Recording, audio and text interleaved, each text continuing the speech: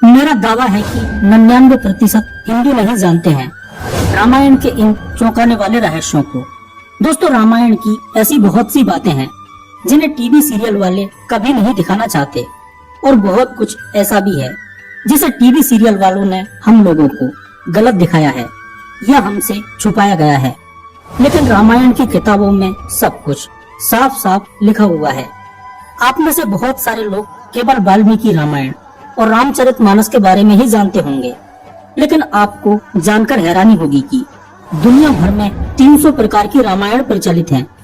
रामायण जो आपने टीवी पर देखी है, उसमें भी बहुत कुछ ऐसा दिखाया गया है जो रामायण की किताब में लिखा ही नहीं है। आज मैं आपको रामायण काल के एक से एक चौंकाने वाले रहस्य बताने वाला हूँ, जिन्हें जानने के बाद आपका दिमाग चकरा जाएगा।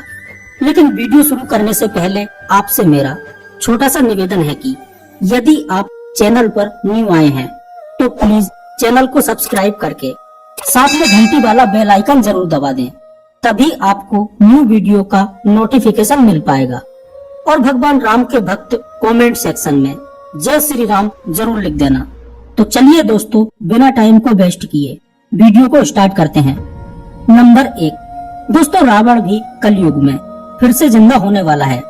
जी हाँ, कहते हैं कि रावण की मृत्यु के बाद उसके अंतिम संस्कार की जिम्मेदारी विभीषण को सौंपी गई थी, लेकिन लंका की राजगद्दी संभालने की जल्दी में विभीषण ने रावण के शव को वैसा ही छोड़ दिया था, जिसके बाद रावण के शव को नागकुल के लोग अपने साथ ले गए थे।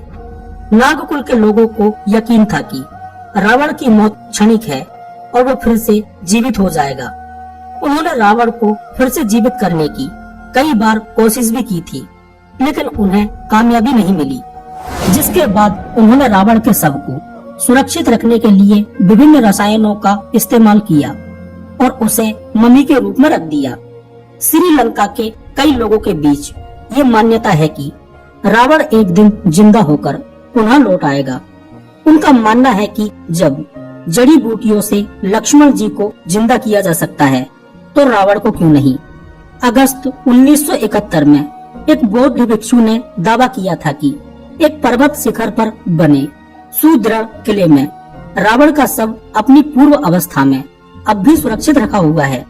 मान्यता के अनुसार रेगला के भयानक जंगलों के बीच एक विशालकाय पहाड़ी पर रावण की गुफा है।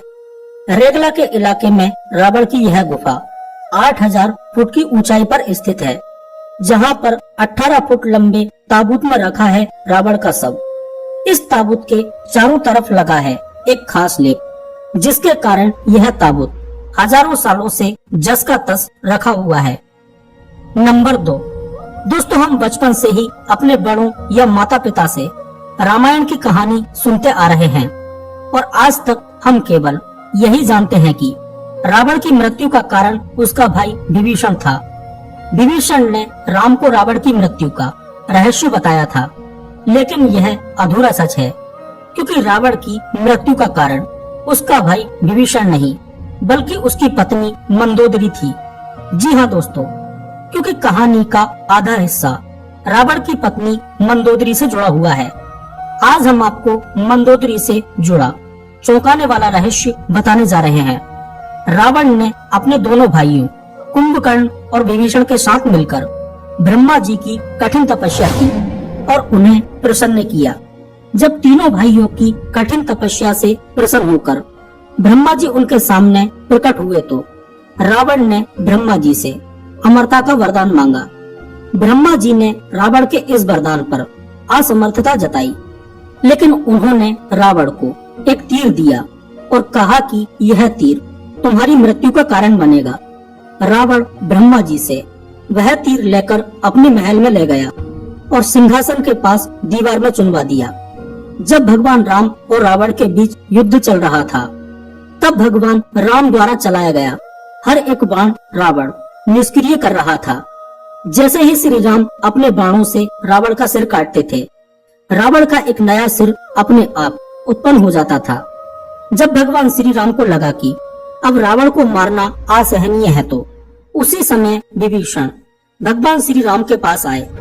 उन्होंने राम को रावण की मृत्यु का रहस्य बताते हुए बताया कि रावण की नाभि में अमृत का कुंड है, जिसे केवल ब्रह्मदेव के विशेष बाण द्वारा ही उबाला जा सकता है। ऐसे में विभीषण ने राम से कहा कि रावण को केवल उस विशेष बाण से ही मारा जा सकता है, अन्यथा कोई भी हथियार उसे नहीं मार सकता। और ये रहस्य केवल रावण की पत्नी मंदोदरी ही जानती थी। फिर क्या था, हनुमान जी ने एक ज्योतिषी का रूप धारण किया। लंका जाने के बाद वह एक स्थान से दूसरे स्थान पर जाने लगे, वहाँ के लोगों का भविष्य बताने लगे। कुछ ही समय में संपूर्ण लंका में हनुमान रूपी ज्योतिष का समाचार फैल गया। उस ज्योतिष की खबर रावण की पत्नी मंदोदरी तक पहुँची और उसकी विशेषता जानने को उत्सुक मंदोदरी ने उसे अपने महल में आमंत्रित किया। हनुमान रूपी ज्योतिष ने मंदोदरी को रावण के बारे में कुछ ऐसा बताया जिसे सुनकर मंदोदरी आश्चर्यचकित रह गई। बातों बातों में हनुमान जी ने मंदोदरी को ब्रह्मा जी से वरदान में मिले बाण से रावण के संबंध के बारे में बताया। साथ ही हनुमान जी ने यह भी दिखाने का प्रयास किया कि जहाँ भी वह बाण पड़ा है वह सुरक्षित नहीं है। हनुमान जी चाहते थे कि मंदोदरी किसी तरह उन्हें उस बाण का स्थान बता दे। मंदोदरी ने पहले ज्योतिषाचार्य को आश्वस्त करने की कोशिश की कि तीर सुरक्षित है, लेकिन हनुमान की वाक्य पटुता के कारण मंदोदरी ने केवल इतना ही बताया कि तीर रावण के सिंहासन के सबसे नजदीक खंबे के अंदर रखा हुआ है। यह सुनकर हनुमान जी ने अपना असली रूप धारण कर लिया और शीघ्र ही वह बाण को लेकर श्री राम के पास जा पहुँचे। राम ने फिर उसी बाण से रावण की नाभि पर प्रहार किया। इस प्रकार रावण का अंत हुआ। दोस्तों, क्या आपको यह बात पहले पता थी? मुझे कमेंट करके जरूर बताना। नंबर 3, भगवान राम ने कभी सीता का परित्याग नहीं किया था, अर्थात अंत में उन्होंने सीता जी को कभी नहीं छोड़ा था। दोस्तों, पहले रामायण 6 कांडों की होती थी, उसमें उत्तर कांड नहीं होता था।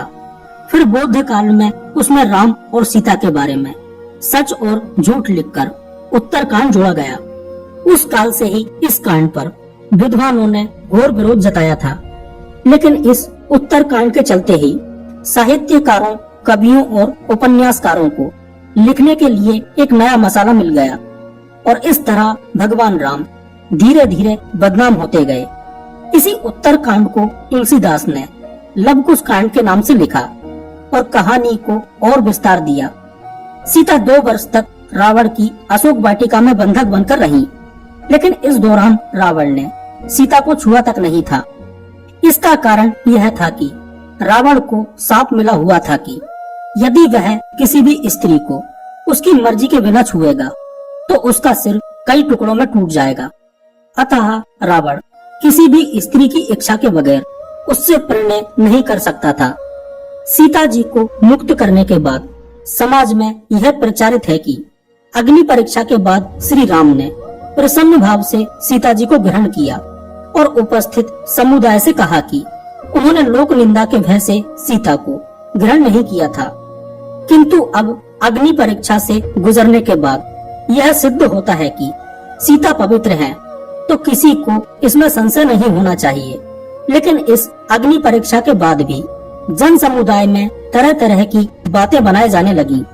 तब राम ने सीता को छोड़ने का मन बनाया। यह बात उत्तर कांड में लिखी है, ये मूल रामायण में नहीं लिखी है। वाल्मीकि रामायण, जो कि निश्चित रूप से बौद्ध धर्म के अभ्युदय से पूर्व लिखी गई थी, समस्त विकृतियों से अछूती है। इसमें सीता परित्याग, संबुक वध, रावण चरित्र आदि कुछ भी नहीं था। यह रामायण युद्ध कांड अर्थात लंका कांड में समाप्त होकर केवल 6 कांडों की थी। उसमें उत्तर कांड को बाद में जोड़ा गया। कालिदास, भवभूति जैसे कवि सहित अनेक भाषाओं के रचनाकारों सहित रामचरितमानस के रचयिता ने भी भ्रमित होकर उत्तर कांड को लवकुश कांड के नाम से लिखा। इस तरह श्री राम की बदनामी का विस्तार हुआ। शोधकर्ता कहते हैं कि हमारे इतिहास की सबसे बड़ी भूल थी कि बौद्ध काल में उत्तर कांड लिखा गया और इसे वाल्मीकि रामायण का हिस्सा बना दिया गया। हो सकता है कि उस काल की सामाजिक मजबूरियां थी, लेकिन सच को इस तरह बिगाड़ना कहाँ तक उचित है। सीता ने ना तो अग्नि परीक्षा दी और न ही पुरुषोत्तम राम ने उनका कभी परित्याग किया था। विपिन किशोर सिन्हा ने एक छोटी शोध पुस्तक लिखी है जिसका नाम है राम ने सीता का परित्याग कभी किया ही नहीं। यह किताब संस्कृति शोध एवं प्रकाशन वाराणसी ने प्रकाशित की है। इस किताब में वे सारे तथ्य मौजूद हैं जो बताते हैं कि राम ने कभी सीता का परित्याग नहीं किया था। राम कथा पर सबसे प्रामाणिक शोध करने वाले फादर कामिल बुल्के का स्पष्ट मत है कि वाल्मीकि रामायण का उत्तरकांड मूल रामायण के बहुत बाद की पूर्णतः परिक्षिप्त रचना है। नंबर 4 दोस्तों, जैसा कि हमें बताया जाता है कि भगवान राम के काल में जाति पाति और ऊंच नीच हुआ करती थी, लेकिन यह सरासर गलत बताया जाता है। भगवान राम के काल में कोई ऊंचा या नीचा नहीं होता था। भगवान तो भगवान होते हैं, वह किसी जाति या केवल मनुष्य के भगवान नहीं होते। वह तो पूरी मानव सभ्यता जीव जंतु आदि सभी के भगवान होते हैं। वह किसी में भी भेद नहीं करते हैं, उनके लिए सभी एक समान होते हैं। रामायण काल में जातियां होती थी, लेकिन वह मनुष्यों की नहीं बल्कि जीवों में हुआ करती थी, जैसे वानर, रीछ, रक्ष, किरात आदि। उस काल में भगवान राम के केवट, सबरी, जटायु, सुग्रीव से संबंध दर्शाते हैं कि उस काल में जाति की भावना नहीं होती थी जो आज हमें देखने को मिलती है। यदि हम आज की जातिगत व्यवस्था के हिसाब से देखें तो हनुमान जी के गुरु मातंग ऋषि दलित कहलाएंगे। भगवान श्री राम ने 14 वर्ष वन में रहकर भारत भर में भ्रमण कर भारतीय आदिवासी जनजाति, पहाड़ी और समुद्री लोगों के बीच सत्य, प्रेम, मर्यादा और सेवा का संदेश फैलाया। यही कारण रहा कि श्री राम का जब रावण से युद्ध हुआ तो सभी तरह की वनवासी और आदिवासी जातियों ने श्री राम का साथ दिया। ढोल गवार, शूद्र, पशु, नारी, सकल ताड़ना के अधिकारी, ऐसा श्री राम ने कभी नहीं कहा।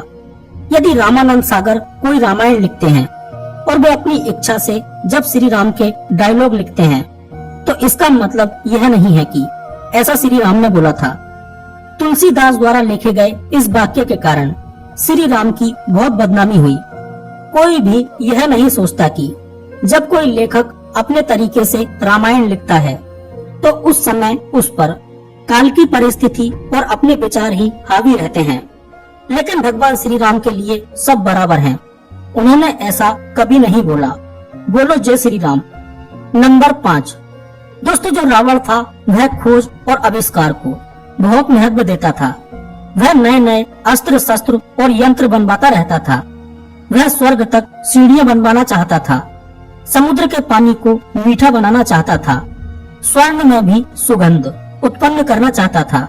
वह शराब से आने वाली गंध को खत्म करना चाहता था ताकि सभी लोग शराब पी सकें और जीवन का आनंद ले सकें। वह रक्त के रंग को लाल से सफेद करना चाहता था। हालांकि रावण की यह सभी इच्छाएं अधूरी रह गईं, लेकिन फिर भी वह बहुत कुछ करने में सफल रहा। रावण ने शिव तांडव स्तोत्र, रावण संहिता जैसे ग्रंथों की रचना की। चिकित्सा के क्षेत्र में 10 शतकात्मक अर्क प्रकाश, 10 पटलात्मक उद्दीश तंत्र, कुमार तंत्र और नाड़ी परीक्षा के अतिरिक्त अरुण संहिता, अंक प्रकाश, इंद्रजाल, प्राकृत कामधेनु, प्राकृत लंकेश्वर, रावणियम आदि पुस्तकों की रचना की थी। रावण की सेना में अस्त्र शस्त्र या यंत्र बनाने वाले एक से एक वैज्ञानिक थे, जैसे शुक्राचार्य, भार्गव, शंभु और कुंभकर्ण और वज्रज्वाला। उन्होंने मिलकर ही दारूपंच अस्त्र, सूर्यहास खड्ग, मकर मुख, आसी विषमुख, बारहा मुख जैसे विध्वंसकारी अस्त्रों का निर्माण किया था। खुद रावण ने उसकी वेधशाला में दिव्य रथ का निर्माण किया था। रावण के पास वायुसेना भी थी। कहते हैं कि उसान घोड़ा, गुरुलो पोथा, तोतु पोला कंदा और बारिया पोलक नामक उसके हवाई अड्डे थे और पुष्पक नामक उसके पास एक विमान भी था। रामायण के अनुसार रावण के पास वायुयानों के साथ ही कई समुद्र जलपोत भी थे। रामायण में केवट प्रसंग से यह सिद्ध होता है कि साधारण मनुष्यों के पास नाव होती थी तो रावण के पास जलपोत होना स्वाभाविक सी बात है। नंबर 6, राम नाम में छुपा है एक रहस्य। राम, यह शब्द दिखने में जितना सुंदर है उससे कहीं महत्वपूर्ण है इसका उच्चारण। राम कहने मात्र से शरीर में और मन में अलग ही तरह की प्रतिक्रिया होती है जो हमें आत्मिक शांति देती है। इस शब्द की ध्वनि पर कई शोध हो चुके हैं और इसका चमत्कारिक असर सिद्ध किया जा चुका है। इसलिए कहते भी हैं कि राम से बढ़कर भी श्री राम जी का नाम है। जब हम राम कहते हैं तो हवा या रेत पर एक विशेष आकृति का निर्माण होता है। उसी तरह चित्त में भी विशेष लय आने लगती है। जब व्यक्ति लगातार राम नाम जप करता रहता है तो रोम रोम में प्रभु श्री राम बस जाते हैं। उसके आसपास सुरक्षा का एक मंडल बनना तय समझो। प्रभु श्री राम के नाम का असर जबरदस्त होता है। आपके सारे दुख हरने वाला सिर्फ एकमात्र नाम है, हे राम। राम या मार, राम का उल्टा होता है मा आ रा अर्थात मार। मार बौद्ध धर्म का शब्द है। मार का अर्थ है इंद्रियों के सुख में रत रहने वाला और दूसरा आंधी या तूफान होता है। श्री राम को छोड़कर जो व्यक्ति अन्य विषयों में मन को रमाता है, मार उसे वैसे ही गिरा देती है जैसे सूखे वृक्षों को आंधियां। नंबर 7, श्री राम भगवान थे या राजा? इसको लेकर भी बहुत से लोग कंफ्यूज हैं। खुद हमारे सनातन धर्म के लोग भी कंफ्यूज हो जाते हैं क्योंकि हिंदू धर्म के आलोचक खासकर राम की जरूर आलोचना करते हैं क्योंकि उन्हें मालूम है कि राम हिंदू धर्म का सबसे मजबूत आधार स्तंभ है। इस स्तंभ को गिरा दिया तो हिंदुओं को धर्मांतरित करना आसान हो जाएगा। इसी नीति के चलते तथाकथित धर्मनिरपेक्ष ताकतों के साथ मिलकर राम को एक सामान्य पुरुष घोषित करने की साजिश की जाती रही है।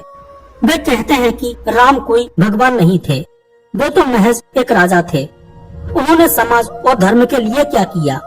वे तो अपनी स्त्री के लिए रावण से लड़े और उसे उसके चंगुल से मुक्त कराकर लाए। इससे वे भगवान कैसे हो गए? तो सुनो, भगवान राम को मर्यादा पुरुषोत्तम कहा जाता है, अर्थात पुरुषों में सबसे श्रेष्ठ उत्तम। अपने वनवास के दौरान उन्होंने देश के सभी आदिवासी और दलितों को संगठित करने का कार्य किया, उनको जीवन जीने की शिक्षा दी। उन्होंने देश के सभी संतों के आश्रमों को बर्बर लोगों के आतंक से बचाया। इसका उदाहरण सिर्फ रामायण में ही नहीं, देश भर में बिखरे पड़े साक्ष्यों में आसानी से मिल जाएगा। भगवान राम भारत निर्माता थे। उन्होंने ही सर्वप्रथज्ञ भारत की सभी जातियों और संप्रदायों को एक सूत्र में बांधने का कार्य अपने 14 वर्ष के वनवास के दौरान किया था। 14 वर्ष के वनवास में से अंतिम 2 वर्ष को छोड़कर राम ने 12 वर्षों तक भारत के आदिवासियों और दलितों को भारत की मुख्य धारा से जोड़ने का भरपूर प्रयास किया था। शुरुआत होती है केवट प्रसंग से। इसके बाद चित्रकूट में रहकर उन्होंने धर्म और कर्म की शिक्षा दीक्षा ली। यहीं पर वाल्मीकि आश्रम और मांडव्य आश्रम था। यहीं पर से राम के भाई भरत उनकी चरण पादुका लेकर गए थे। चित्रकूट के पास ही सतना में अत्रि ऋषि का आश्रम था। अत्रि को राक्षसों से मुक्ति दिलाने के बाद वे दंडकारण्य क्षेत्र में चले गए, जहां आदिवासियों की बहुलता थी। यहाँ के आदिवासियों को बाणासुर के अत्याचार से मुक्त कराने के बाद वे 10 वर्षों तक आदिवासियों के बीच ही रहे। यहीं पर उनकी जटायु से मुलाकात हुई थी, जो उनका मित्र था। जब रावण सीता को हरण करके ले गया था, तब सीता की खोज में राम का पहला सामना सबरी से हुआ था। इसके बाद वानर जाति के हनुमान जी और सुग्रीव से हुआ था। वर्तमान में करीब 92,300 वर्ग किलोमीटर क्षेत्रफल में फैले इस इलाके के पश्चिम में अबूझमाड़ पहाड़ियाँ तथा पूर्व में इसकी सीमा पर पूर्वी घाट शामिल है। दंडकारण्य में छत्तीसगढ़, ओडिशा एवं आंध्र प्रदेश राज्यों के हिस्से शामिल हैं।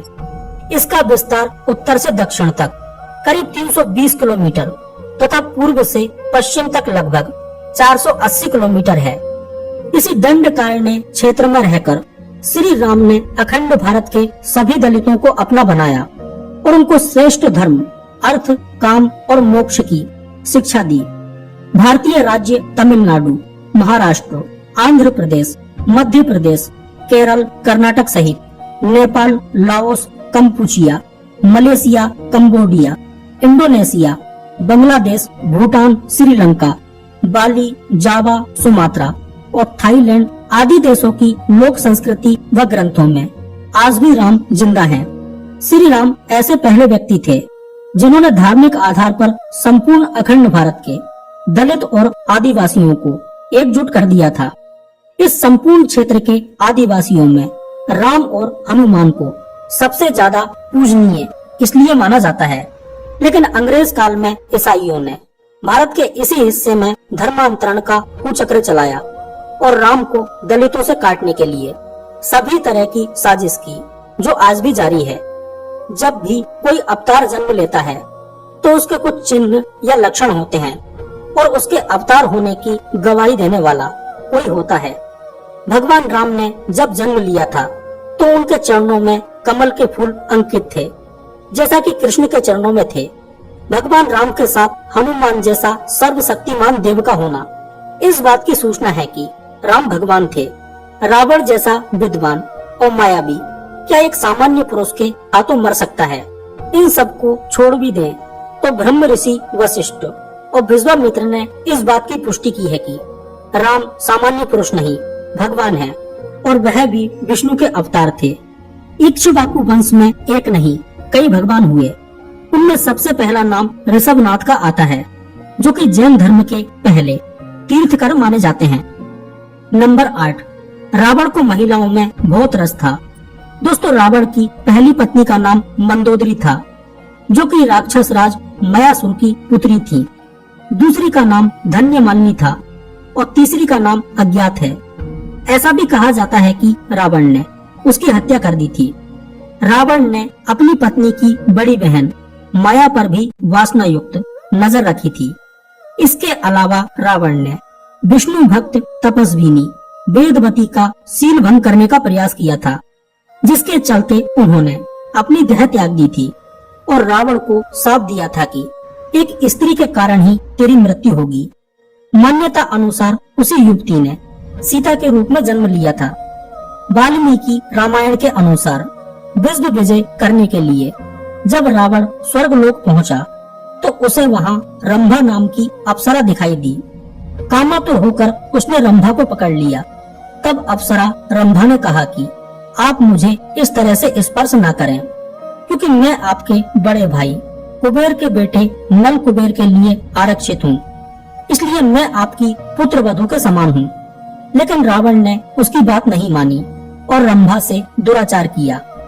यह बात जब नल कुबेर को पता चली तो उसने रावण को शाप दिया कि आज के बाद रावण बिना किसी स्त्री की इच्छा के उसको स्पर्श नहीं कर पाएगा, और यदि ऐसा करेगा तो उसका मस्तक 100 टुकड़ों में बट जाएगा।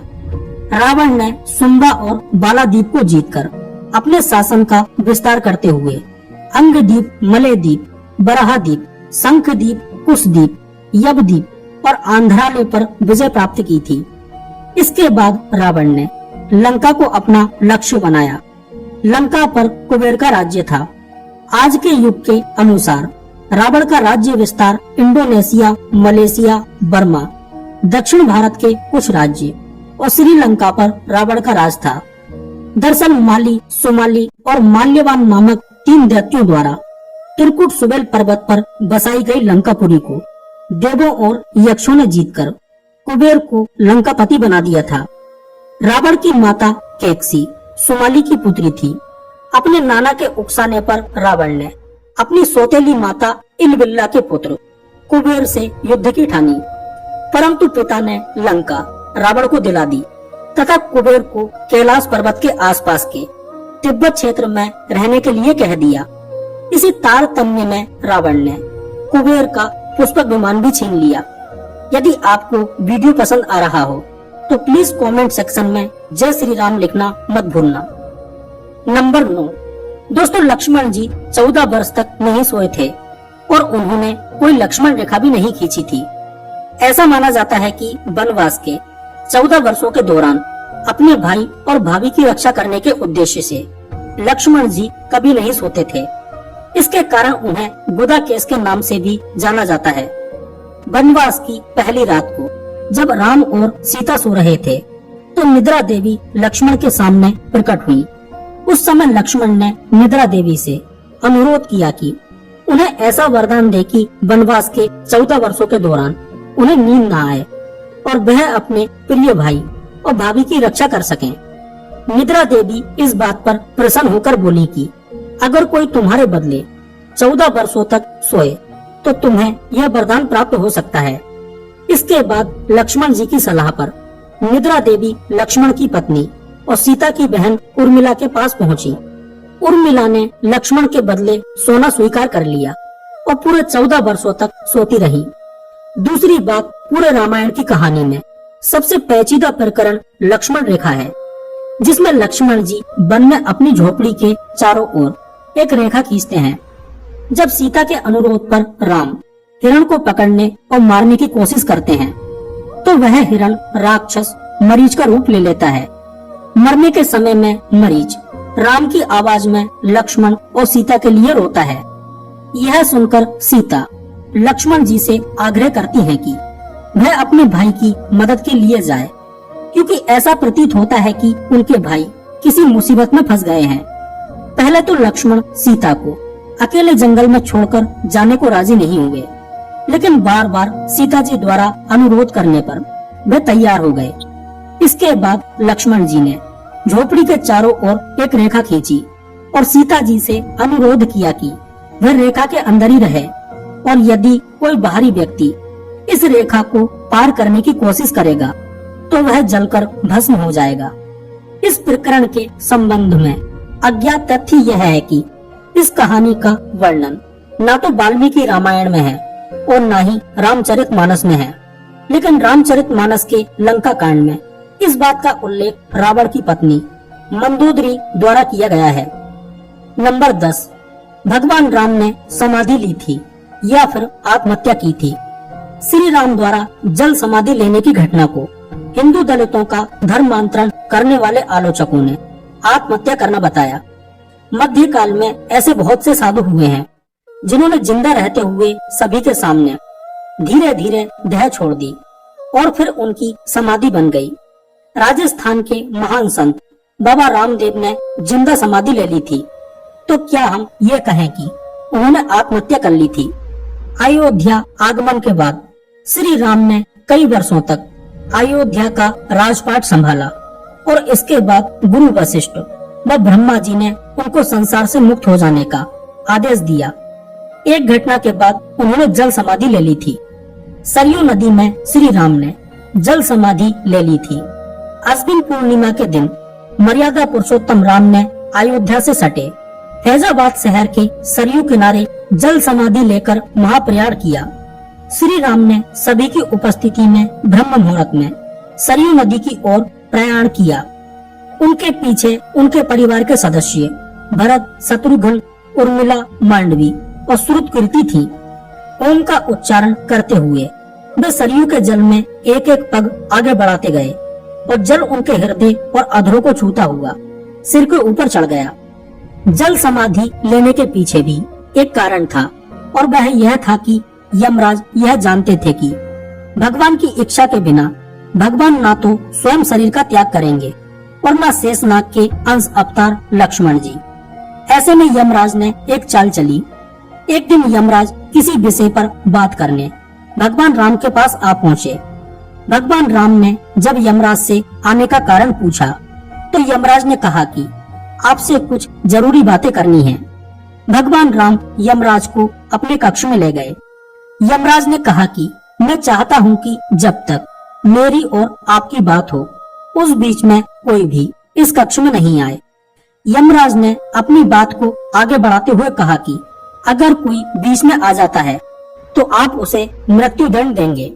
भगवान राम ने यमराज की बात मान ली और यह सोचकर कि लक्ष्मण जी उनके सबसे आज्ञाकारी हैं, इसलिए उन्होंने लक्ष्मण जी को पहरे पर बैठा दिया। यमराज और राम जी की बात चल रही थी। उसी समय दुर्वासा ऋषि अयोध्या पहुंच गए और राम जी से तुरंत मिलने की इच्छा जताई। लक्ष्मण जी ने कहा कि भगवान राम अभी यमराज के साथ विशेष चर्चा कर रहे हैं। भगवान की आज्ञा है कि जब तक उनकी बात समाप्त न हो जाए तब तक कोई भी उनके कक्ष में नहीं आए। इसलिए आपसे अनुरोध है कि आप कुछ समय प्रतीक्षा करें। ऋषि दुर्वासा लक्ष्मण जी की बातों से क्रोधित हो गए और कहा कि अभी जाकर राम से कहो कि मैं उनसे मिलना चाहता हूँ, अन्यथा मैं पूरी अयोध्या को नष्ट होने का साथ दे दूंगा। लक्ष्मण जी ने सोचा कि उनके प्राणों से अधिक महत्व उनके राज्य और उनकी जनता का है, इसलिए अपने प्राणों का मोह छोड़कर लक्ष्मण जी भगवान राम के कक्ष में चले गए। भगवान राम लक्ष्मण को सामने देखकर हैरान और परेशान हो गए। भगवान राम ने लक्ष्मण से पूछा कि यह जानते हुए भी कि इस समय कक्ष में प्रवेश करने वाले को मृत्यु दंड दिया जाएगा, तुम मेरे कक्ष में क्यों आए हो? लक्ष्मण जी ने कहा कि दुर्वासा ऋषि आपसे अभी मिलना चाहते हैं, उनके हट के कारण मुझे अभी कक्ष में आना पड़ा है। राम जी यमराज जी से अपनी बात पूरी करके जल्दी से ऋषि दुर्वासा से मिलने पहुँचे। यमराज अपनी चाल में सफल हो चुके थे। राम जी से यमराज ने कहा कि आप अपने वचन के अनुसार लक्ष्मण जी को मृत्यु दंड दीजिए। भगवान राम अपने वचन से मजबूर थे। राम जी सोच में थे कि अपने प्राणों से प्रिय भाई को कैसे मृत्यु दंड दिया जाए। राम जी ने अपने गुरु वशिष्ठ जी से इस विषय में बात की तो गुरुजी ने बताया कि अपनों का त्याग मृत्यु दंड के समान ही होता है, इसलिए आप लक्ष्मण जी को अपने से दूर कर दीजिए, यह उनके लिए मृत्यु दंड के बराबर ही सजा होगी। जब राम जी ने लक्ष्मण जी को अपने से दूर हो जाने के लिए कहा तो लक्ष्मण जी ने कहा कि आपसे दूर जाकर तो मैं यूं ही मर जाऊंगा, इसलिए अब मेरे लिए उचित है कि मैं आपके वचन की लाज रखूं। लक्ष्मण जी भगवान राम को प्रणाम करके राजमहल से चल पड़े और सरयू नदी में जाकर जल समाधि ले ली थी। इस तरह राम और लक्ष्मण दोनों ने अपने अपने वचनों और कर्तव्य का पालन किया। इसलिए कहते हैं कि रघुकुल रीत सदा चली आई, प्राण जाए पर वचन न जाए। जय श्री राम। नंबर 11। दोस्तों, रावण बहुत तपस्वी था। वह अपनी इच्छाओं की पूर्ति के लिए तप करता रहता था। उसने तप के बल पर ही ब्रह्मा से वरदान मांगा था। उसने तप के बल पर ही सभी ग्रहों के देवों को बंधक बना लिया था। हनुमान जी ने ही शनि देव को रावण के बंधन से मुक्त कराया था। रावण कवि, संगीतज्ञ, वेदज्ञ होने के साथ साथ ही वह आयुर्वेद का भी जानकार था। रावण को रसायनों का भी अच्छा खासा ज्ञान था। माना जाता है कि रसायन शास्त्र के इस ज्ञान के बल पर उसने कई अचूक शक्तियां हासिल की थी। उसने इन शक्तियों के बल पर अनेक चमत्कारिक कार्य संपन्न किए थे। हर व्यक्ति को जड़ी बूटी और आयुर्वेद का ज्ञान रखना चाहिए, क्योंकि जीवन में इसकी उपयोगिता बहुत अधिक होती है। आचार्य चतुरसेन द्वारा रचित बहुचर्चित उपन्यास वयम रक्षा महा तथा पंडित मदन मोहन शर्मा शाही द्वारा 3 खंडों में रचित उपन्यास लंकेश्वर के अनुसार रावण शिव का परम भक्त, यम और सूर्य तक को अपना प्रताप झेलने के लिए विवश कर देने वाला, प्रकांड विद्वान, सभी जातियों को समान मानते हुए भेदभाव रहित समाज की स्थापना करने वाला था। रावण ने आर्यों की भोग विलास वाली यक्ष संस्कृति से अलग सभी की रक्षा करने के लिए रक्ष संस्कृति की स्थापना की थी। यही राक्षस थे।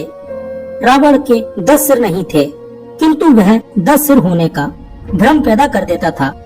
इसी कारण लोग उसे दशानन कहते थे। जैन शास्त्रों में उल्लेख मिलता है कि रावण के गले में बड़ी बड़ी गोलाकार 9 मणियां होती थी। उक्त 9 मणियों में उसका सिर दिखाई देता था, जिसके कारण उसके 10 सिर होने का भ्रम पैदा होता था। रामायण में वाल्मीकि जी ने रावण के लिए अनेक शब्दों का प्रयोग किया है, जैसे रावण, लंकेश, लंकेश्वर, दशानन, 10 ग्रीव, सकंधर, राक्षस सिंह, रक्षपति, राक्षसाधिपम, राक्षस शार्दूलम, राक्षसाधिपम, राक्षस शार्दूलम, राक्षसेंद्रः, राक्षस दीकम, राक्षसेश्वरः, लंकेश, लंकेश्वर। कुछ गिनती के स्थानों पर ही वाल्मीकि जी ने रावण के लिए 10 सिर सूचक, दशानन, 10 ग्रीव या 10 कंधर जैसे शब्दों का प्रयोग किया है। जहाँ यह प्रयोग किया गया है वहाँ पाते हैं कि रावण अपने प्रमुख 9 मंत्रियों से घिरा हुआ बैठा है। तलब यह है कि 9 रत्न परंपरा रावण से शुरू होती है, सम्राट अशोक तक चलती है और बाद में तुर्क बादशाह अकबर इसे अपनाता है। रावण के मंत्री थे कुंभकर्ण, उसका भाई, विभीषण, यह भी उसका भाई, महापाशर्व, यह भी उसका भाई, महोधर, यह भी भाई, इंद्रजीत बेटा, अक्षय कुमार बेटा, माल्यवान नाना का भाई, विरूपाक्ष माल्यवान का बेटा, रावण का सचिव और प्रहस्त मामा प्रधानमंत्री।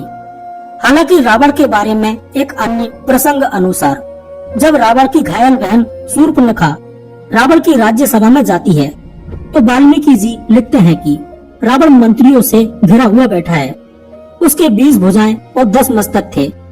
इसी तरह जब हनुमान जी को बंदी बनाकर रावण की मंत्री परिषद के सामने पेश किया जाता है तब हनुमान जी देखते हैं कि रावण के 10 सिर हैं, किंतु यह बताना महत्वपूर्ण है कि इससे ठीक पहली रात को जब सीता की खोज कर रहे हनुमान रावण के अंतःपुर में घुसते हैं और रावण को पहली बार देखते हैं तो वहाँ स्पष्ट रूप में बिना किसी भ्रम के शयन कक्ष में सो रहे रावण का 1 सिर और 2 हाथ ही देखते हैं। अब यह शोध का विषय हो सकता है कि रावण के सचमुच में 10 सिर थे या नहीं। नंबर 12, भगवान श्री राम के जन्म का रहस्य। सर्वप्रथम फादर कामिल बुल्के ने श्री राम की प्रामाणिकता पर शोध किया। उन्होंने पूरी दुनिया में रामायण से जुड़े हुए करीब 300 रूपों की पहचान की। इसके बाद समय समय पर कई शोध होते रहे। वर्तमान में नवीनतम शोध अनुसार 5114 ईसा वर्ष पूर्व 10 जनवरी के दिन भगवान श्री राम का जन्म हुआ था। यह शोध वेदों पर वैज्ञानिक शोध संस्थान आईसर्व ने किया था। हालांकि कुछ शोधकर्ता मानते हैं कि भगवान श्री राम का जन्म 7323 ईसा पूर्व हुआ था। चैत्र मास की नवमी को राम नवमी के रूप में मनाया जाता है, लेकिन असल में वैज्ञानिक शोधकर्ताओं के अनुसार श्री राम की जन्म दिनांक वाल्मीकि द्वारा बताए गए ग्रह नक्षत्रों के आधार पर प्लेनेटेरियम सॉफ्टवेयर के अनुसार 4 दिसंबर 7323 ईसा पूर्व अर्थात आज से लगभग 9339 वर्ष पूर्व हुआ था। वाल्मीकि के अनुसार श्री राम का जन्म चैत्र शुक्ल नवमी तिथि पुनर्वसु नक्षत्र में जब 5 ग्रह अपने उच्च स्थान में थे तब हुआ था। इस प्रकार सूर्य मेष राशि में 10 डिग्री पर, मंगल मकर राशि में 28 डिग्री पर, बृहस्पति कर्क में 5 डिग्री पर, शुक्र मीन में 27 डिग्री पर एवं शनि तुला राशि में 20 डिग्री पर था। शोधकर्ता डॉक्टर वर्तक के अनुसार ऐसी स्थिति 7323 ईसा पूर्व दिसंबर में ही निर्मित हुई थी, लेकिन प्रोफेसर टॉयवस के अनुसार जन्म के ग्रहों के विन्यास के आधार पर श्री राम का जन्म 10 जनवरी 5114 ईसा वर्ष पूर्व हुआ था। उनके अनुसार ऐसी आकाशीय स्थिति तब भी बनी थी। तब 12:25 पर आकाश में ऐसा ही दृश्य था जो कि वाल्मीकि रामायण में वर्णित है। ज्यादातर शोधकर्ता प्रोफेसर टॉयवस के शोध से सहमत हैं। इसका मतलब है कि श्री राम का जन्म 10 जनवरी को 12:25 पर 5114 ईसा वर्ष पूर्व हुआ था। श्री राम के जन्म के बारे में एक दूसरा शोध चेन्नई की एक गैर सरकारी संस्था भारत ज्ञान द्वारा पिछले 6 वर्षों में किया गया था। उनका मानना है कि श्री राम का जन्म 5114 ईस्वी पूर्व हुआ था। मुंबई में अनेक वैज्ञानिकों, इतिहासकारों, व्यवसाय जगत की हस्तियों के समक्ष इस शोध को प्रस्तुत किया गया था और इस शोध संबंधित तथ्यों पर प्रकाश डालते हुए इसके संस्थापक ट्रस्टी डी.के. हरी ने एक समारोह में बताया था कि इस शोध में वाल्मीकि रामायण को मूल आधार मानते हुए अनेक वैज्ञानिक, ऐतिहासिक, भौगोलिक, ज्योतिषीय और पुरातात्विक तथ्यों की मदद ली गई है। इस समारोह का आयोजन भारत ज्ञान में आध्यात्मिक गुरु श्री श्री रविशंकर की संस्था आर्ट ऑफ लिविंग के साथ मिलकर किया था। कुछ वर्ष पूर्व वाराणसी स्थित श्रीमद आद्य जगत गुरु शंकराचार्य शोध संस्थान के संस्थापक स्वामी ज्ञानानंद सरस्वती ने भी अनेक संस्कृत ग्रंथों के आधार पर श्री राम और कृष्ण की ऐतिहासिकता को स्थापित करने का कार्य किया था। नंबर 13, श्री राम की बहनों का रहस्य। दोस्तों, यदि भगवान राम के परिवार की बात करें तो दशरथ जी की 3 पत्नियां थीं, कौशल्या, सुमित्रा और कैकेयी। श्री राम के 3 भाई थे, लक्ष्मण, भरत और शत्रुघ्न। श्री राम कौशल्या के पुत्र थे। सुमित्रा के लक्ष्मण और शत्रुघ्न 2 पुत्र थे। कैकेयी के पुत्र का नाम भरत था। लक्ष्मण जी की पत्नी का नाम उर्मिला, शत्रुघ्न की पत्नी का नाम सुरुतकीर्ति और भरत की पत्नी का नाम मांडवी था। सीता और उर्मिला राजा जनक की पुत्रियां थीं और मांडवी और सुरुतकीर्ति कुशध्वज की पुत्रियां थीं। लक्ष्मण के अंगद तथा चंद्रकेतु नामक 2 पुत्र थे। तो श्री राम के लव और कुश। लेकिन बहुत कम लोग जानते हैं कि भगवान राम की 2 बहनें भी थीं। एक का नाम शांता और दूसरी का नाम कुकबी था। जिनका नाम शांता था वो आयु में चारों भाइयों से काफी बड़ी थी। उनकी माता कौशल्या थी। ऐसी मान्यता है कि एक बार अंग देश के राजा रोमपद और उनकी रानी वर्षिणी अयोध्या आए। उनको कोई संतान नहीं थी। बातचीत के दौरान राजा दशरथ को जब यह बात मालूम हुई तो उन्होंने कहा, मैं अपनी बेटी शांता आपको संतान के रूप में दूंगा। यह सुनकर रोमपद और वर्षिणी काफी खुश हुए। उन्होंने बहुत स्नेह से उनका पालन पोषण किया और माता पिता के सभी कर्तव्य निभाए। नंबर 14, भगवान राम विष्णु जी के अवतार थे, जबकि लक्ष्मण जी को शेषनाग का अवतार माना जाता है, जो क्षीर सागर में भगवान विष्णु का आसन है। जबकि भरत और शत्रुघ्न को क्रमशः भगवान विष्णु द्वारा हाथों में धारण किए गए सुदर्शन चक्र और शंख शैल का अवतार माना जाता है। नंबर 15, रामायण में एक दिलचस्प कहानी हमेशा सोने वाले कुंभकर्ण की है। कुंभकर्ण रावण का छोटा भाई था, जिसका शरीर बहुत ही विकराल था। इसके अलावा वह पेटू भी था। रामायण में वर्णित है कि कुंभकर्ण लगातार 6 महीनों तक सोता रहता था और फिर सिर्फ एक दिन खाने के लिए उठता था और पुनः 6 महीनों तक सोता रहता था। और इसका कारण यह था कि जब कुंभकर्ण ने ब्रह्मा जी की तपस्या की तो ब्रह्मा जी ने प्रसन्न होकर उसे वरदान मांगने को कहा। इंद्र को इस बात का डर लगा कि कहीं कुंभकर्ण वरदान में इंद्रासन न मांग ले, अतः उन्होंने देवी सरस्वती से अनुरोध किया कि वह कुंभकर्ण की जीभ पर बैठ जाएं, जिससे वह इंद्रासन के बदले निंद्रासन मांग ले। इस प्रकार इंद्र की ईर्ष्या की वजह से कुंभकर्ण को सोने का वरदान प्राप्त हुआ था। नंबर 16, रामायण में जिस ऋष्यमुख पर्वत का उल्लेख है वह कर्नाटक प्रदेश के हम्पी में है। हम्पी कभी प्रसिद्ध विजयनगर साम्राज्य की राजधानी था। यहीं पर वानर राज सुग्रीव और बाली की राजधानी किष्किंधा नगरी बसी थी। हम्पी और आसपास के क्षेत्र में आज भी रामायण के विभिन्न प्रसंगों से जुड़े कई स्थल यहाँ राम जी के आगमन के साक्षी हैं। यहाँ स्थित ऋष्यमुख पर्वत पर आज भी वो सुग्रीव गुफा विद्यमान है। रामायण की एक कहानी के अनुसार वानर राज बाली ने दुंदुभि नामक राक्षस को मारकर उसका शरीर 1 योजन दूर फेंक दिया था। हवा में उड़ते हुए दुंदुभि के रक्त की कुछ बूंदें मातंग ऋषि के आश्रम में गिर गई। ऋषि ने अपने तपोबल से जान लिया कि यह करतूत किसकी है। क्रुद्ध ऋषि ने बाली को शाप दिया कि यदि वह कभी भी ऋष्यमुख पर्वत के 1 योजन क्षेत्र में आएगा तो उसकी मृत्यु हो जाएगी। यह बात उसके छोटे भाई सुग्रीव को ज्ञात थी और इसी कारण से जब बाली ने उसे प्रताड़ित कर अपने राज्य से निष्कासित किया तो वह इसी पर्वत पर एक कंदरा में अपने मंत्रियों समेत रहने लगा था। यहीं पर उसकी श्री राम और लक्ष्मण जी से भेंट हुई। बाद में श्री राम ने बाली का वध किया और सुग्रीव को किष्किंधा का राज्य मिला। सुग्रीव जिस गुफा में रहते थे वहाँ आज उनका एक विग्रह स्थापित है जिसकी पूजा की जाती है। तुंगभद्रा नदी के तट पर बसा यह क्षेत्र बहुत ही मनोरम है। यहाँ आज भी ऐसा प्रतीत होता है जैसे रामायण के कालखंड में आ गए हों।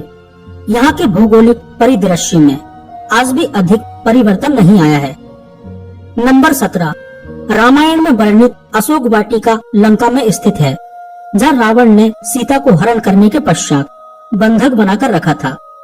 ऐसा माना जाता है कि एलिया पर्वतीय क्षेत्र की एक गुफा में सीता माता को रखा गया था, जिसे सीता एलिया नाम से जाना जाता है। यह सीता माता के नाम पर एक मंदिर भी है। यहीं पर हनुमान जी ने निशानी के रूप में राम की अंगूठी सीता जी को सौंपी थी।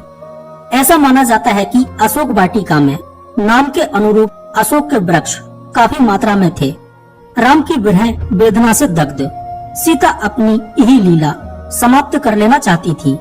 वे चाहती थी कि अग्नि मिल जाए तो वे खुद को अग्नि को समर्पित कर दें।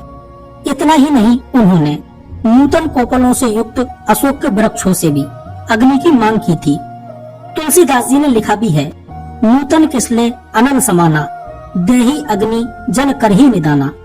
अर्थात तेरे नए पत्ते अग्नि के समान हैं, अतः मुझे अग्नि प्रदान कर और मेरे दुख का समन कर। नंबर 18, रामायण में जिस राम सेतु का वर्णन है, जिसे अंग्रेजी में एडम्स ब्रिज कहा जाता है, भारत के तमिलनाडु के दक्षिण पूर्वी तट के किनारे रामेश्वरम द्वीप तथा श्रीलंका के उत्तर पश्चिमी तट पर मन्नार द्वीप के मध्य चूना पत्थर से बनी एक श्रृंखला है। भौगोलिक प्रमाणों से पता चलता है कि किसी समय यह सेतु भारत तथा श्रीलंका को भूमार्ग से आपस में जोड़ता था। यह पुल करीब 30 किलोमीटर लंबा था। ऐसा माना जाता है कि यह 15वीं शताब्दी तक पैदल पार करने योग्य था। एक चक्रवात के कारण यह पुल अपने पूर्व स्वरूप में नहीं रहा। राम सेतु एक बार फिर तब सुर्खियों में आया था जब नासा के उपग्रह द्वारा लिए गए चित्र मीडिया में सुर्खियां बने थे। समुद्र पर सेतु के निर्माण को श्री राम की दूसरी सबसे बड़ी रणनीतिक जीत कहा जाता है, क्योंकि समुद्र की तरफ से रावण को कोई खतरा नहीं था और उसे विश्वास था कि इस विराट समुद्र को पार कर कोई भी उसे चुनौती नहीं दे सकता। नंबर 19, दोस्तों, रावण के रामायण कालीन 4 हवाई अड्डे भी पाए गए हैं। श्रीलंका की रामायण अनुसंधान कमेटी पिछले 9 वर्षों से श्रीलंका का कोना कोना छान रही थी, जिसके तहत कई छुटपुट जानकारी व अवशेष भी मिलते रहे। परंतु पिछले कई सालों में लंका के दुर्गम स्थानों में की गई खोज के दौरान रावण के 4 हवाई अड्डे हाथ लगे हैं।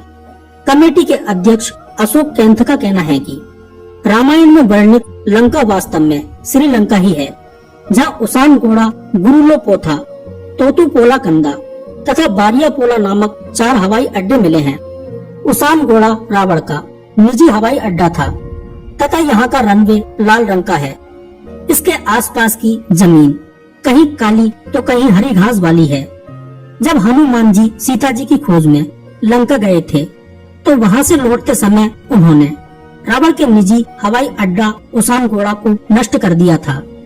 आगे कैंथ ने बताया कि अब उनकी टीम ने लंका के 50 दुर्गम स्थानों की खोज की है। नंबर 20, रामायण में ही छुपा है भगवान श्री कृष्ण की मृत्यु का रहस्य। आखिर श्री कृष्ण ने अपना शरीर कैसे त्यागा, उनकी मृत्यु किस प्रकार हुई, सभी प्रश्नों का उत्तर हमें रामायण से ही मिलता है। रामायण में जब बाली और सुग्रीव का युद्ध चल रहा था, तब श्री राम ने बाली को छुपकर तीर चलाकर मारा था, जिससे बाली की मृत्यु हो गई थी। जब बाली की मृत्यु हो जाती है तो उसके पश्चात बाली की पत्नी वहाँ पर आई और जब उन्हें पता चला कि श्री राम ने मेरे पति पर छुपकर वार किया है, उन्हें क्रोध आ गया और उन्होंने क्रोधवश प्रभु श्री राम को यह श्राप दिया कि जिस प्रकार मेरे पति की मृत्यु हुई है, ठीक उसी प्रकार अगले जन्म में आपकी भी मृत्यु हो जाएगी। हमें महाभारत में इस बात का उल्लेख मिलता है कि एक शिकारी द्वारा बाण चलाने के कारण ही श्री कृष्ण की मृत्यु हुई थी, जिसके बाद ही भगवान विष्णु ने रूपी अवतार का शरीर छोड़ वैकुंठ धाम चले गए। भगवान की इस लीला से हमें यह सीख मिलती है कि हम मनुष्य इस पृथ्वी पर जो आज कर रहे हैं, उसका परिणाम हमें कल अवश्य ही मिलेगा। नंबर 21, ऐसा माना जाता है कि रामायण काल में जामवंत से ज्यादा शक्तिशाली कोई नहीं था। जब जामवंत श्री राम के बारे में जानते हैं तो वह अपनी शक्ति दिखाने के लिए श्री राम से युद्ध करना चाहते थे। श्री राम ने युद्ध करने से मना कर दिया, जिसके कारण जामवंत दुखी हो गए। जामवंत की इस इच्छा को श्री राम ने अगले जन्म में श्री कृष्ण के रूप में पूरा किया था। हम आपको बता दें कि जामवंत की पुत्री जामवंती थी, जिनका विवाह श्री कृष्ण के साथ हुआ था। नंबर 22, हनुमान जी का एक पुत्र भी था।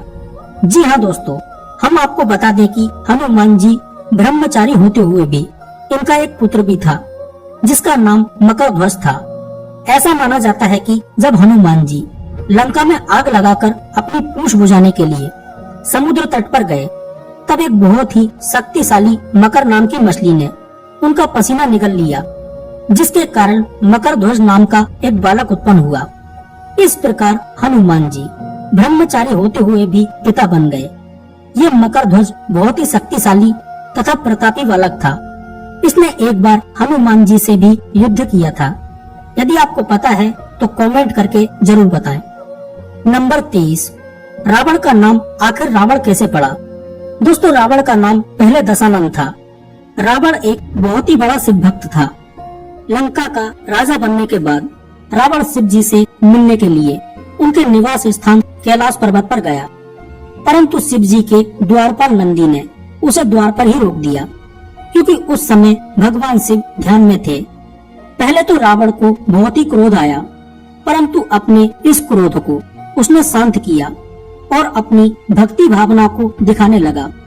उसने कैलाश पर्वत को ही उठाना प्रारंभ कर दिया, जिस वजह से कैलाश पर्वत हिलने लगा और भगवान शिव का ध्यान भंग हो गया। वह बहुत ही क्रोधित हो गए और अपना पैर कैलाश पर्वत पर जमा दिया, जिस वजह से दशानन का हाथ कैलाश पर्वत के नीचे दब जाता है, जिसकी वजह से उसे बहुत ही पीड़ा हुई। पर इस पीड़ा को सहते हुए दशानन ने शिव तांडव का जाप किया। जब शिव जी ने यह देखा तो उन्हें आश्चर्य हुआ कि यह कोई आम मनुष्य नहीं कर सकता। तब शिव जी ने दशानन को रावण नाम दिया। नंबर 24, रामायण को सबसे पहले हनुमान जी ने लिखा था। जी हाँ दोस्तों, जैसा कि हम जानते हैं कि महर्षि वाल्मीकि जी ने रामायण की रचना की थी, लेकिन आप यह नहीं जानते होंगे कि वाल्मीकि जी से पहले ही हनुमान जी ने रामायण की रचना कर दी थी। भक्त शिरोमणि कहे जाने वाले वीर हनुमान ने अपने नाखूनों से एक पत्थर पर रामायण की रचना वाल्मीकि जी से पहले कर दी थी। जब वाल्मीकि जी को यह बात पता चली तो वे हनुमान जी के पास गए। वाल्मीकि जी यह देखकर हैरान थे। फिर उन्होंने हनुमान जी द्वारा रचित रामायण को देखा तो वह आश्चर्यचकित हो गए। फिर वाल्मीकि जी ने हनुमान जी से कहा कि हे प्रभु, आपसे अच्छा तो श्री राम जी की कथा का वर्णन कोई भी नहीं कर सकता है, और आपकी रचना के आगे तो मेरी रचना कुछ भी नहीं है। यह सुनकर हनुमान जी सोच में पड़ गए कि वाल्मीकि जी एक कवि हैं और श्री राम प्रभु के भक्त भी हैं। भले ही उनकी रचना मेरी रचना के समान सुंदर नहीं है, परंतु क्या हुआ, उसमें भी श्री राम की लीलाओं का वर्णन है। इसके बाद हनुमान जी ने अपने द्वारा लिखी हुई कथा के शिला को उठाकर समुद्र में फेंक दिया और इतिहास में रामायण लिखने के लिए वाल्मीकि जी का नाम अमर हो गया। नंबर 26, एक बार की कथा है। जब माता सीता बहुत ही छोटी थी तो खेलते खेलते शिव धनुष को उठा लेती हैं। यह देखकर राजा जनक बहुत ही आश्चर्यचकित हो जाते हैं। जिस शिव धनुष को ब्रह्मांड में कोई नहीं उठा सकता, उसे इस छोटी सी बालिका ने कैसे उठा लिया। यह देखकर राजा जनक ने सोचा कि यह बालिका कोई साधारण बालिका नहीं है, यह अवश्य ही कोई देवी है। तभी उन्होंने प्रण किया कि इस धनुष को जो उठाएगा वही मेरी पुत्री से विवाह करेगा। जैसा कि आप सभी जानते हैं कि उसी धनुष को प्रभु श्री राम ने उठाया और माता सीता से विवाह किया। आपको बता दें कि माता सीता के स्वयंवर में कई देशों के राजा वहाँ पर मौजूद थे, जिसके साथ साथ रावण भी वहाँ पर गया था। माना जाता है कि मंदोदरी के रोकने पर भी रावण नहीं रुका और माता सीता के स्वयंवर में पहुँच जाता है। परंतु उस समय के सबसे शक्तिशाली योद्धा के रूप में जाने जाने वाला शिव धनुष को न उठा सका। हम सब यह तो जानते हैं कि प्रभु श्री राम का विवाह माता सीता से शिव धनुष को उठाने के बाद ही हुआ था, परंतु अधिकतर लोग यह नहीं जानते हैं कि स्वयंवर में प्रयुक्त उस शिव धनुष का नाम क्या था। तो आपको बता दें कि स्वयंवर में प्रयुक्त उस धनुष का नाम पिनाका था। नंबर 27, पौराणिक मान्यताओं के अनुसार नल और नील भगवान विश्वकर्मा के वानर पुत्र माने गए हैं। प्रचलित कथा के मुताबिक इन दोनों को ऋषियों ने श्राप दिया था। यही श्राप आगे चलकर इनके लिए वरदान साबित हुआ। प्रचलित कथाओं में कहा गया है कि नल और नील जब छोटे थे तो ऋषि मुनियों को बहुत परेशान किया करते थे और अक्सर उनकी चीजों को समुद्र में फेंक देते थे। इन दोनों बच्चों से परेशान ऋषि मुनियों ने तंग आकर इन्हें श्राप दिया था कि जो भी चीज यह पानी में फेंकेंगे वह डूबेगी नहीं। भगवान श्री राम जब अपनी वानर सेना के साथ समुद्र किनारे पहुंच गए और उन्होंने समुद्र से उन्हें रास्ता देने के लिए प्रार्थना की, लेकिन सागर ने भगवान श्री राम की नहीं सुनी। श्री राम ने तब सागर को सुखाने के लिए धनुष पर बाण चढ़ा लिया। यह देखकर भगवान समुद्र डर गए और श्री राम के सामने प्रस्तुत हुए। समुद्र ने श्री राम को बताया कि आपकी सेना में नल नील नाम के वानर हैं। वे जिस चीज को हाथ लगाते हैं वह पानी में डूबती नहीं है। आप समुद्र पर सेतु बनाने के लिए इन दोनों की मदद ले सकते हैं। इसके बाद नल और नील की मदद से वानर सेना समुद्र पर लंका तक सेतु बना लेती है। इसी सेतु की मदद से श्री राम और उनकी वानर सेना लंका तक पहुंच जाती है। हालांकि रामायण से जुड़ी कथाओं में सिर्फ नल का ही जिक्र आता है, लेकिन तुलसीदास द्वारा लिखी गई रामचरितमानस के सुंदर कांड में सेतु निर्माण का वर्णन है, जिसमें नल और नील दोनों का जिक्र आता है। नंबर 28, दोस्तों रावण अपने भाइयों से भी अधिक कठोर तप में लीन रहता था। वो प्रत्येक 1000वें वर्ष में अपना एक शीश भगवान के चरणों में समर्पित कर देता था। इस तरह उसने 10,000 साल में अपने 10 शीश भगवान को समर्पित कर दिए थे। उसके तप से प्रसन्न होकर भगवान ने उसे वर मांगने को कहा। तब रावण बोला कि देव दानव गंधर्व किन्नर कोई भी उसका वध न कर सके। वो मनुष्य और जानवरों को कीड़े मकोड़ों की भांति तुच्छ समझता था, इसलिए वरदान में उसने इनको छोड़ दिया था। यही कारण था कि भगवान विष्णु को उसके वध के लिए मनुष्य अवतार में आना पड़ा। रावण स्वयं को सर्वशक्तिमान समझने लगा था। रसातल में छिपे राक्षस भी बाहर आ गए। राक्षसों का आतंक बढ़ गया। राक्षसों के कहने पर लंका के राजा कुबेर से लंका और पुष्पक विमान छीनकर स्वयं लंका का राजा बन गया। रावण के पास वरदान की शक्ति थी।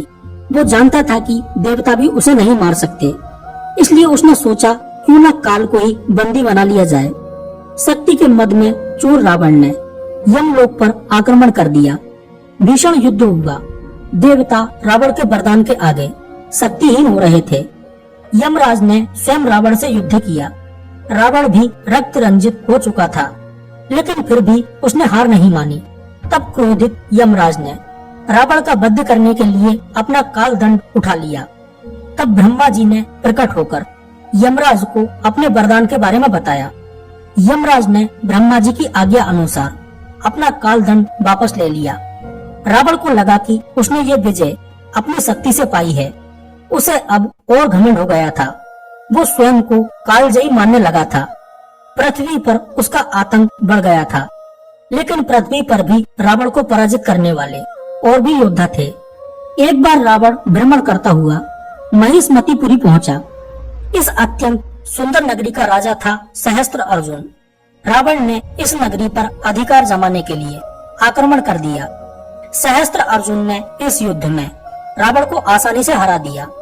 वो चाहता तो रावण को मार भी सकता था, लेकिन सहस्त्र अर्जुन ने अपने पूज्य पुलस्त्य ऋषि का वंशज होने के कारण उसे बंदी बना लिया, जिसकी कैद से मुक्त कराने के लिए पुलस्त्य ऋषि स्वयं पृथ्वी पर आए और रावण मुक्त हो गया।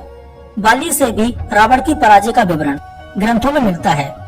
कहा जाता है कि किष्किंधा के राजा बाली ने रावण को अपनी बाह में दबाकर 7 समुद्रों की यात्रा की थी। लेकिन तब रावण ने अपनी कुटिल बुद्धि का प्रयोग कर बाली को अपना मित्र बना लिया था। इस तरह रावण शक्तिशाली तो था, लेकिन पराजय का स्वाद उसने भी चखा था। मिलते हैं अगले वीडियो में किसी ऐसे ही टॉपिक के साथ में। यदि वीडियो पसंद आया हो तो प्लीज वीडियो को लाइक करें और चैनल को सब्सक्राइब करके साथ में घंटी वाला बेल आइकन जरूर दबा दें, तभी आपको न्यू वीडियो का नोटिफिकेशन मिल पाएगा।